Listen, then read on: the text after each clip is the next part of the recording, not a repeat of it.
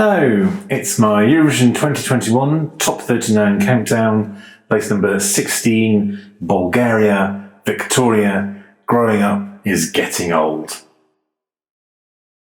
Hiding all my tears, I'm torn by nervous systems aching. Growing up is getting. Welcome to Matt Loves Eurovision. Please do click on the subscribe button, ring that notification bell, and like, share, and comment below. So in my last year's countdown, I had Romania and Bulgaria very close to each other. In fact, right next to each other, with Bulgaria just pipping Romania to the post, just one place above. And it's happened again for my 2021 countdown, Bulgaria just one place above Romania. And the similarities don't end there. They both have internally selected candidates from artists from 2020, reselected to be their internal artist for 2021. And indeed, Victoria and Roxen obviously Romania's entry, Victoria and Roxen are similar in some ways, in that they are both kind of up-and-coming singer-songwriters within their countries. Their style of music tends to be kind of a lot of very emotion-driven lyrics or emotional development, and quite melancholic. They're not exactly sort of happy, clappy songs, shall we say. But the sort of one of the differences between them is that in Bulgaria last year, just as the contest was cancelled, or just at the point that the contest was cancelled, was actually the highest in the betting. In fact, it was the favourite to win. Who knows whether that really would have been the case, but that was at the point of cancellation last year. And indeed, for 2021, Bulgaria is in the top 5 of the betting. Now, last year, Victoria Georgieva, to give her a full name, she had a really beautiful song, Tears Getting Sober, a beautifully written song. It built to a really nice crescendo, really touching, very moving, and again, really pulling on a lot of kind of emotions and feelings and development, and co-written by Boris Milanov, who's been responsible for quite a lot of great Eurovision songs of late.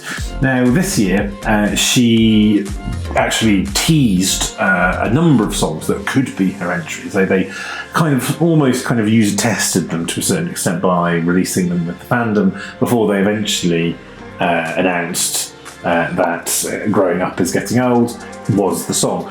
Now, I think that led to, I'm not sure that was necessarily the best idea, I don't know, because I think some of the people became attached to different songs, and so because there wasn't a public vote as such, when it was announced, I think, well, that's one of the slower ones, or not so interesting. So, however, it is actually I think it's been a real grower on people since it was initially announced.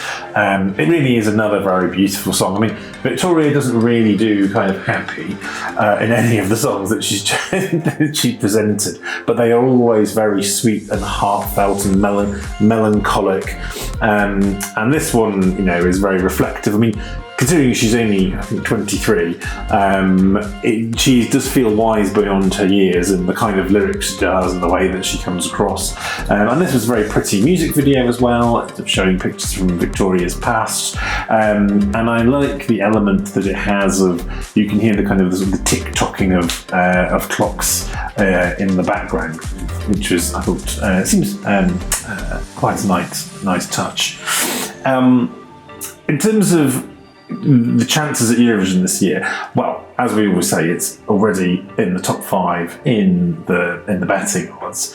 With the fandom of the Euro fans, I think actually the fact that it wasn't necessarily people's first choice of her songs, I think, is almost immaterial, because the fandom, when it comes to the televote, when it comes to the actual public vote, the contest is such a tiny minority, and I think enough people do like this a lot anyway. I think it's obviously a song of real quality and very touching, and I think and it has some good potential Eurovision moments in it as well. There are some nice moments I think that will work on the stage, and I think this actually has the potential to do well. Certainly do well with the juries, but also I think could do well with the televote. Like Roxen and Amnesia, this is another very modern, dark but pop song. And really, Bulgaria have been kind of a really key contender in recent Eurovisions now since they kind of returned in 2016. You've always felt as though that they are trying very hard to do well, and indeed they have done well. Now, I don't know whether this is going to be enough to win this year anyway. But I'm pretty certain that this will have another good result for Bulgaria.